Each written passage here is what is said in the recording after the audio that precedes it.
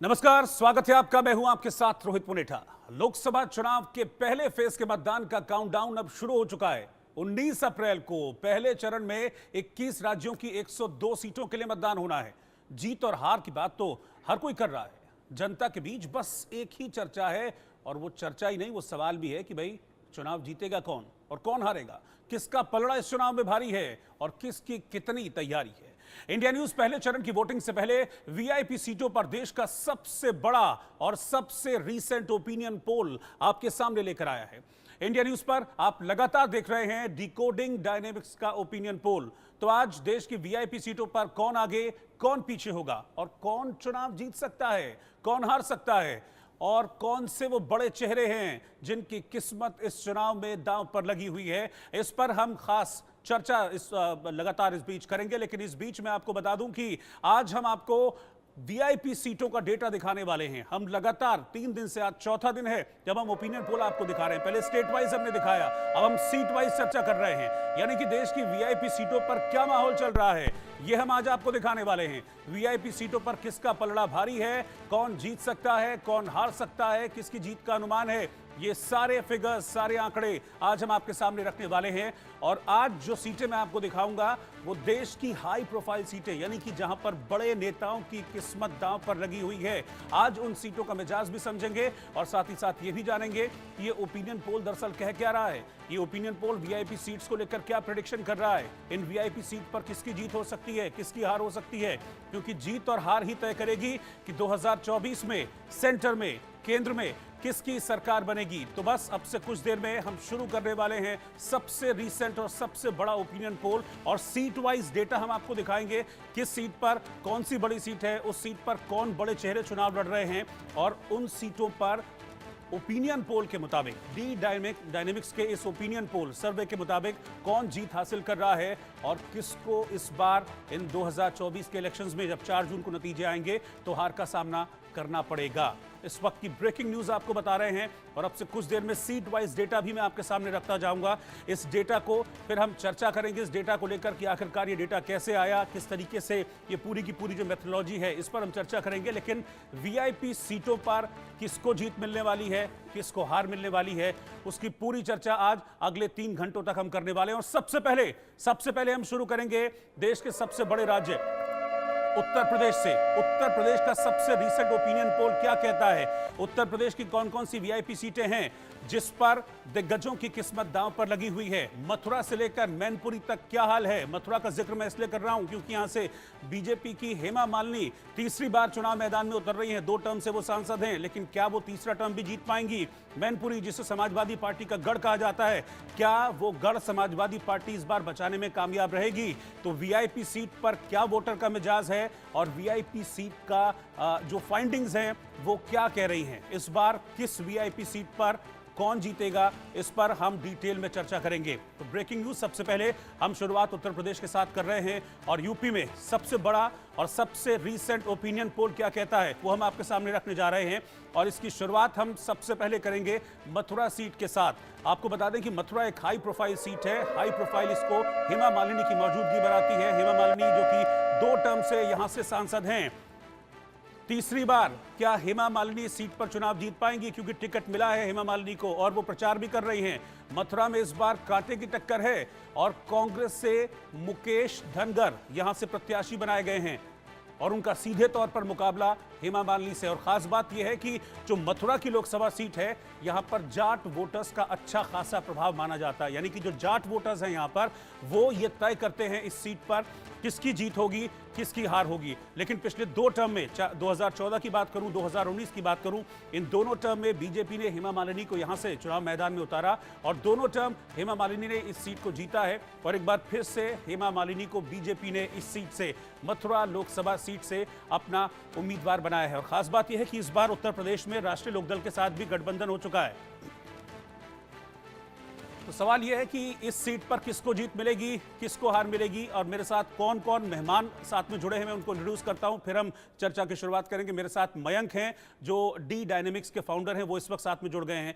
मेरे साथ आलोक मेहता जी हैं जो इंडिया न्यूज़ के ITV के एडिटोरियल डायरेक्टर हैं। मेरे साथ अरविंद मोहन जी हैं कंसल्टिंग एडिटर हैं। आलोक जी, मैं सबसे पहले आपके पास आ रहा हूं। मथुरा सीट से हमने शुरुआत की क्योंकि मथुरा को लेकर पहले बहुत सारे इफ एंड बट थे कि क्या हेमा मालिनी को टिकट मिलेगा भी या नहीं, क्योंकि बहुत सारी चर्चाएं बीच में चल रही थी, लेकिन टिकट भी मिला। और अब ओपिनियन पोल जो निकलकर सामने आ रहा है वो इस बात की ओर इशारा कर रहा है कि फाइट तो यहां पर कड़ी है, लेकिन हेमा मालिनी शायद इस सीट को निकालने में कामयाब रहेंगी।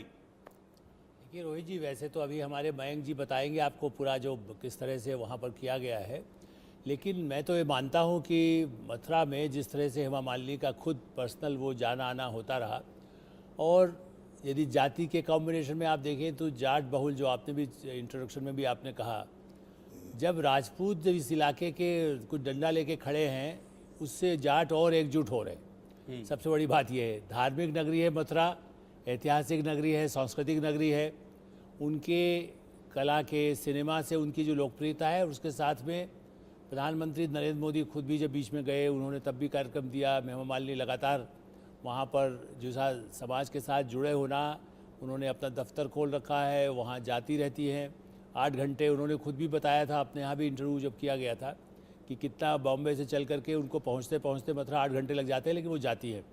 इसलिए उसका एक अपना प्रभाव है व्यक्तिगत। लेकिन आपने एक बात ठीक उठाई कि उनको ऐसा चांस था कि इस बार टिकट न मिले, बल्कि पिछली बार भी था और इस बार भी उन्होंने कहा था कि यदि मुझे मथुरा से नहीं, साल भर पहले कह दिया था, यदि मुझे मथुरा में नहीं लड़ने को कहा जाएगा तो मैं नहीं लड़ूंगी।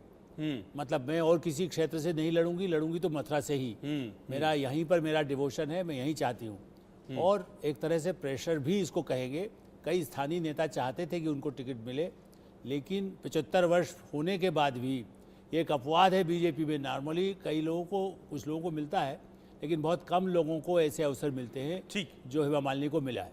ठीक है, एक रिएक्शन अरविंद जी आपके पास, क्योंकि इस सीट को जाट बहुल सीट माना जाता है, जाट वोटर्स यहां पर बड़ी संख्या में हैं, उनको निर्णायक भी माना जाता है, लोकदल के साथ गठबंधन हो चुका है, क्या ये कुछ एज देगा, कुछ एडवांटेज देगा हमें मालिनी को, बीजेपी को इस सीट में? देखिए, इस पे काफ़ी प्रयोग हो चुके हैं 3 बार हेमा मालिनी की लड़ाई में भी। पिछली बार भी जो सज्जन लड़े थे उन्होंने कभी चुनाव हारा नहीं था और काफ़ी उनकी पॉपुलैरिटी मानी जाती थी, माथुर साहब। इस बार जाट कैंडिडेट आया है, उसके पहले दफ़े भी जाट कैंडिडेट था, तो सिर्फ गिनवाने से जाट नहीं आने वाला है। मुझे नहीं वो लगता है कि आप जाट हैं इसलिए आ जाएगा। इस पूरे पट्टी में जाटों का रुझान बहुत साफ दिखाई दे रहा है कि बीजेपी की तरफ रहा है, और इस बार चौधरी चरण सिंह को भारत रत्न देने के बाद से ये और गहरा हुआ है ये असर। तो इसलिए इस पे सिर्फ जाट होने भर से कांग्रेसी कैंडिडेट को वोट मिल जाएंगे।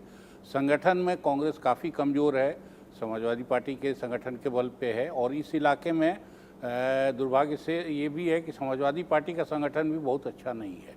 तो इसलिए संगठन की ताकत और सामान्य हवा, ये दोनों चीज़ें कांग्रेस के खिलाफ हैं। तो मुझे लगता है कि कुछ बहुत ही स्पेशल स्थिति न बनी तो हेमा मालिनी को जीतने में ज़्यादा दिक्कत नहीं होगी। ठीक है, मेरे साथ मयंक भी हैं, क्योंकि मयंक डी डायनेमिक्स के फाउंडर हैं और यही वो एजेंसी है जिन्होंने ये पूरा सर्वे किया है। मयंक, आपका जो डेटा है, आपका सर्वे ये कहता है कि हेमा मालिनी सीट से जीत रही है। आई एम श्योर कि जब आप लोग वहाँ पर गए होंगे, ग्राउंड पर लोगों से बातचीत की होगी, तो एक किसान आंदोलन वाला फैक्टर जरूर आया होगा। एक सोच पैदा करने की कोशिश जरूर की गई थी किसान आंदोलन के दौरान कि जाट बीजेपी के साथ नहीं है, एक तबका जाटों का बीजेपी के साथ नहीं है। लेकिन आपका सर्वे ये कहता है कि हेमा मालिनी जीत रही है, इसका मतलब वो सारी की सारी बातें सब अफवाह थी, मिथ्या थी? आपको क्या मिला आपको ग्राउंड पर? ग्राउंड पे ये देखने को मिला कि हम लोग जब ये फाइंडिंग्स निकाली तो आरएलडी का गठबंधन तब तक हो चुका था, और उसके बाद इसका फायदा बीजेपी को वहाँ पे उस सीट पे मिल रही है। दूसरी बात जो देखने को मिली, वो नोटिसेबल बात ये थी कि राजपूत समुदाय जो काफ़ी गुस्से में है और काफ़ी नाराज़गी है उसकी, तो वो एक बीजेपी के लिए माइनस पॉइंट है वहाँ पे। पॉजिटिव पॉइंट बीजेपी के लिए वहाँ पे अयोध्या और राम मंदिर है, जिसका पूरा फ़ायदा हेमा मालिनी को मिलेगा। लेकिन जो वोट शेयर है वो काफ़ी कम होता हुआ दिखेगा इस बार। जितने वोट शेयर से, और जैसे कि 3.5 लाख से ज़्यादा वोट से उन्होंने लास्ट लोकसभा 2019 में उन्होंने जीत दर्ज की थी, उतने तगड़े मार्जिन से इस बार जीतती हुई नहीं दिख रही है हम लोगों को। ठीक है, यानी कि ये चीज जरूर है। रिजल्ट का वक्त आ गया। रिजल्ट ये कह रहा है, जैसा कि मैंने आपको दिखाया था, कि बिग फाइट यानी कि कांग्रेस और बीजेपी के बीच सीधे तौर पर मुकाबला है।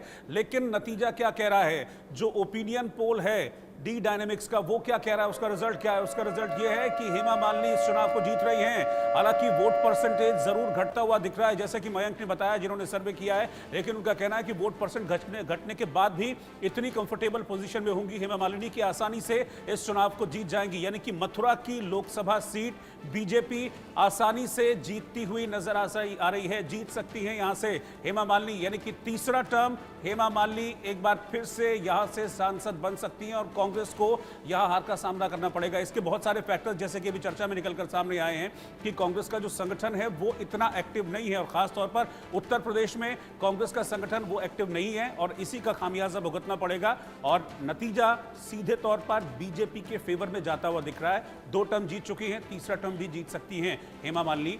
ये हमारी आज की पहली वीआईपी सीट का एक प्रेडिक्शन सामने आया है। और चलिए अगली सीट की ओर बढ़ते हैं और अगली सीट भी हाई प्रोफाइल सीट है, कोई हल्की फुल्की सीट नहीं है, क्योंकि अगली सीट की मैं बात करूं तो वो सीट है मैनपुरी